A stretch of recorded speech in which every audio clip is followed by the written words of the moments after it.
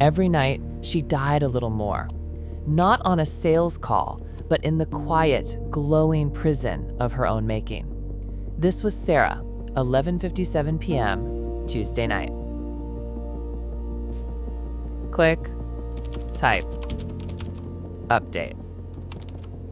Click, type, update. Sarah was hunched over her laptop, the blue glow painting shadows under her eyes. Around her, the office was tomb quiet. Everyone else had gone home hours ago. But there she sat, a ghost in her own ambition. Not closing deals, not changing lives, just feeding the relentless machine that was slowly devouring her purpose.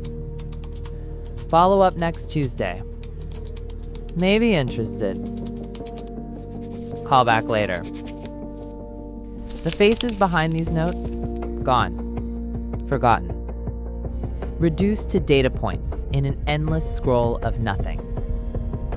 She had become a glorified data entry clerk with a business card that lied. There's a moment when the mirror stops lying to you. Sarah's happened at 11:58 p.m. She caught her reflection in the black computer screen. Hollow eyes, slumped shoulders, the posture of defeat. And she felt it hit her like a physical blow. Shame. Deep, burning shame. This wasn't why she'd gotten into real estate. She'd believed in something bigger.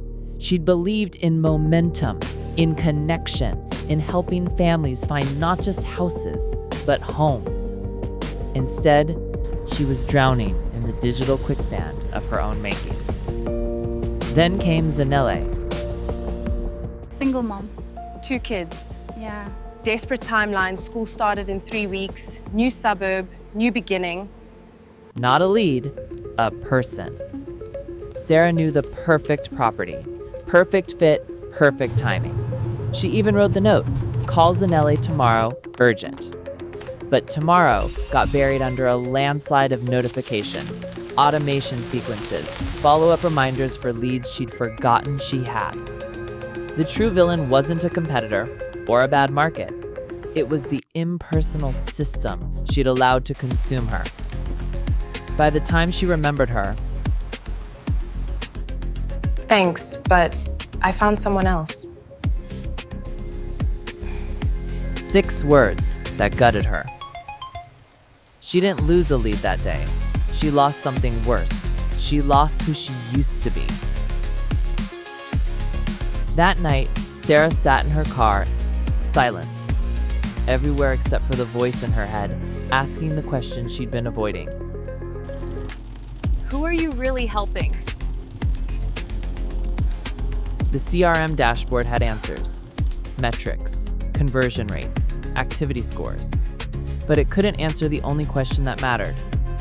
When did I stop caring about the person behind the data? I need to think about this. So she did something that felt like professional suicide. Sarah deleted everything. The drip campaigns that sounded like robots. The templated sequences that treated people like transactions. The automated follow-ups that followed up on nothing. Gone. She opened a blank document and wrote one line. What would it look like to actually help again? From that single question, she rebuilt her entire practice. Not faster, slower. Not bigger, deeper.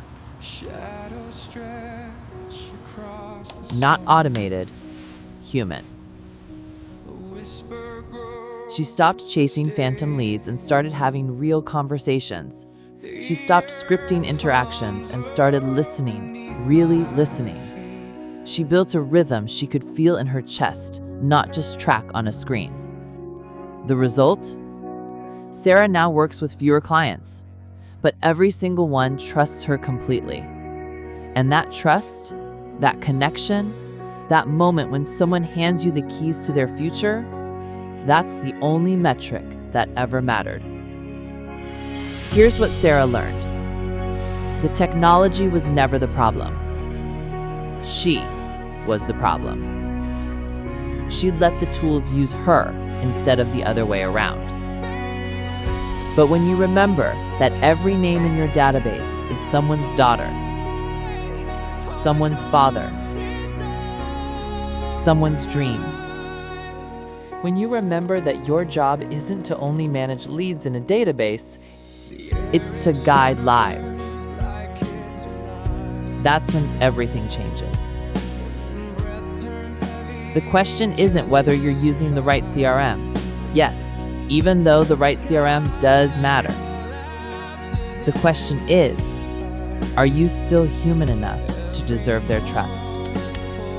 Sarah closed her laptop that night and looked out at the city lights, stretching endlessly before her. Somewhere out there were families searching for homes, dreams waiting to be realized, trust waiting to be earned. She smiled for the first time in months. Tomorrow, she would start helping again.